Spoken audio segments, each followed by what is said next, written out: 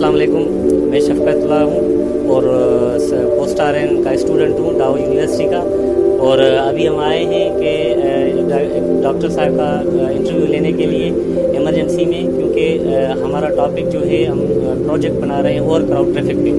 तो हम इनसे पूछेंगे कौन से आपके साथ भी ओवर क्राउड ट्रैफिक की वजह से घर से ड्यूटी तक आने में कितनी सारी मुश्किलात आपको उठानी पड़ती हैं और कितनी मुश्किलात आगे पहले आपने देखी हैं। और क्राउड ट्रैफिक की वजह से कितनी मुश्किलात आपको फेस हुई है और कितने और लोगों को फेस हो रही हैं और क्या प्रॉब्लम इससे हो सकते हैं। तो आइए लेते हैं। जी, बीइंग एन इमरजेंसी फिजिशियन, मुझे जो प्रॉब्लम आज तक एक फील हुआ कि मैं जब घर से निकलती हूँ, अगर मैं स्टिक हो जाऊँ ओवर क्राउड में, तो अगर मैं डिले होती हूँ तो मेरी वजह से मेरे पेशेंट सफ़र करेंगे। मेरे पेशेंट जो हॉस्पिटल में क्रिटिकल है, सिक है, जिनको मेरी ज़रूरत है, एक तो उनका टाइम मैनेजमेंट का बड़ा इशू हो जाता है कि आप टाइम पे पहुँच नहीं पाते, ओवर क्राउडिंग में फंस जाते हैं। तो आपके जो पेशेंट हैं वो सफ़र करेंगे, आप मेंटली तौर पर डिस्टर्ब हो जाएंगे।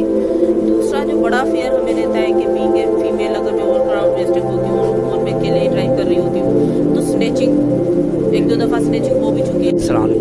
सर, आपको ट्रैफिक के दौरान जब आप आते हैं एम्बुलेंस में पेशेंट लेके, तो आपको क्या क्या इश्यूज होते हैं जब ट्रैफिक जाम होता है? तो हमें बड़ी दुश्वारी का सामना होता है। हम लोग अक्सर तो आवाम रास्ता ही नहीं देती है, बड़ी परेशानी होती है। एक्सीडेंट इमरजेंसी केसेस होते हैं तो रास्ता ना मिलने की वजूहत पे बास तो एक्सपायर भी हो जाते हैं, या फिर कल तो ऐसा भी हुआ है कि डिलीवरी भी जो है ना वो गाड़ी में ही हुई है। तो बड़ा दुश्वारी का सामना होता है। मतलब आवाम को थोड़ा कोऑपरेट करना चाहिए हमारे साथ, लेकिन ऐसा कुछ भी नहीं होता। अक्सर हम लोग फंस जाते हैं, ट्रैफिक जाम होता है, रास्ता नहीं मिलता, बहुत परेशानी होती है। Thank you sir. हम इंशाल्लाह इसके बारे में आगे जाएंगे, एज एडवोकेसी की तरह हम आगे बात करेंगे कि ये एम्बुलेंस के हवाले से कोई। मेरा नाम सद्दाम हुसैन है और मैं post RN BSN third semester student हूँ। हम एक प्रोजेक्ट पे काम कर रहे हैं जिसका नाम है क्राउड ट्रैफिक, ठीक है। तो उस हवाले से आपसे कुछ चंद सवाल पूछेंगे कि आप ये बताएं कि जब आप पेशेंट को लेके आते हैं तो आपके वो जब अस्पताल पहुँचाने में आपको कौन कौन सी तकलीफ़ें, मुश्किलों का सामना करना पड़ता है और कौन से मसाइल हैं? सबसे पहले तो तकलीफ ये है कि एक्सीडेंट होता है तो हमें रास्ता नहीं मिलता। हमारे पहुंचने से पहले ही वहाँ पे समझ लें इतनी आवाम होती है कि हमें बिल्कुल भी रास्ता नहीं मिलता। उल्टा लोगों की बातें हमें सुनने को मिलती है कि यार आप तो खाली गाड़ी है, एम्बुलेंस है, हूटर बजा के क्यों जा रहे हो। हमारे साथ ये मुश्किल है। बास टाइम पे ऐसा भी होता है कि मरीज़ को लेके जा रहे होते हैं, रास्ते में एक्सपायर हो जाता है इस ट्रैफिक की वजह से। सायरन भी बज रहा होता है, माइक में भी हम बोल रहे होते हैं, लेकिन उनको समझ नहीं आती। रास्ते में भी एक्सपायर हो जाते हैं। कई दफ़ा ऐसे गायनी पेशेंट होते हैं जिनके रास्ते में ही बच्चे पैदा हो जाते हैं, तो उसके ऐसे बहुत से हमारे को मामला ट्रैफिक के नुकसान, जान का भी नुकसान। और एक ट्रैक हमें मिल जाए सुकून का, हमें हूटर बजाने की जरूरत ही नहीं पड़ेगी, आवाम परेशानी नहीं होगी। अच्छा, जैसे ये सिचुएशन जो चल रही है कोरोना की, तो आप अपना वो कर रहे हैं, SOPs का ख्याल रख रहे हैं? बिल्कुल SOPs का ख्याल कर रहे हैं, मास्क लगा के हॉस्पिटलों में भी। मेरा नाम अफजल अली है, मैं पोस्ट RN सेमेस्टर का स्टूडेंट हूँ। आज जो मेरा प्रोजेक्ट है वो है सर रहीम जिन्ना ने इसको सुपरवाइज करा है कम्युनिटी हेल्थ नर्सिंग का ओवर क्राउड ट्रैफिक। हम आज मुख्तलिफ जो कम्युनिटी मेम्बर्स हैं, पेशेंट्स हैं, डॉक्टर्स हैं, जो हमारे एम्बुलेंस सर्विस प्रोवाइडर हैं, उनसे इंटरव्यू करेंगे उनके साथ जब पेशेंट लेने या इधर से ले जाते हैं तो उनके साथ ओवर क्राउड ट्रैफिक में क्या होता है। हमारे साथ भाई है, उनसे इंटरव्यू करेंगे। आपका नाम? अब्दुल जवाब भाई, ये हमें बताएं कि आप जब पेशेंट ले आते हैं या ले जाते हैं उस दौरान आपको क्या कॉस्ट होता है, जाम हो जाने की क्या हमारे पास ये मसला है, कुछ शेयर हो गया।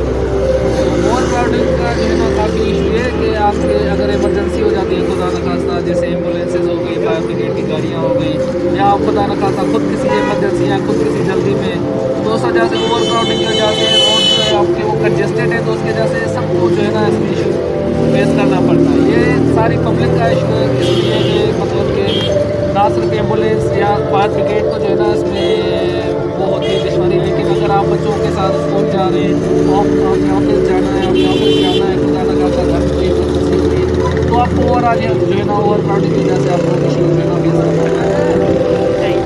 आपने जिस तरह बताया कि काफ़ी सारे इसके अलावा आपको क्या है इंडिया के मतलब जो हमारे जिनके साथ हेल्थ इश्यूज होते हैं ओवर क्राउडिंग की वजह से वो कौन कौन से हो सकते हैं? है कोई?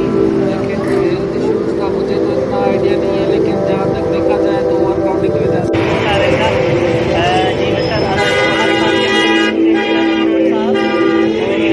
ये हमें बताएंगे कि यहाँ पर कितनी ट्रैफिक है, मिनिमम आपके पास करीब हम खड़े हैं तो हमें इतनी शिद्दत से यहाँ पर होगा नहीं और इतनी गर्मी से यहाँ पर घर से काफ़ी सारी तो हम सर से पूछेंगे कि आपको ने बताया कि यहाँ पे पेश आ रहे हैं जब पेश आ रहे हैं सिर्फ ट्रैफिक की वजह से असल में मसाइल इसलिए आ रहे हैं कि आवाम के अंदर ये पाया गया कि लॉकडाउन 8 तारीख से हो रहा है। इसलिए सुबह मार्केटों में रश है, 6 बजे तक मार्केटें खुल रही हैं, ट्रैफिक को फ्लो इसी वजह से और कोई वजह नहीं है।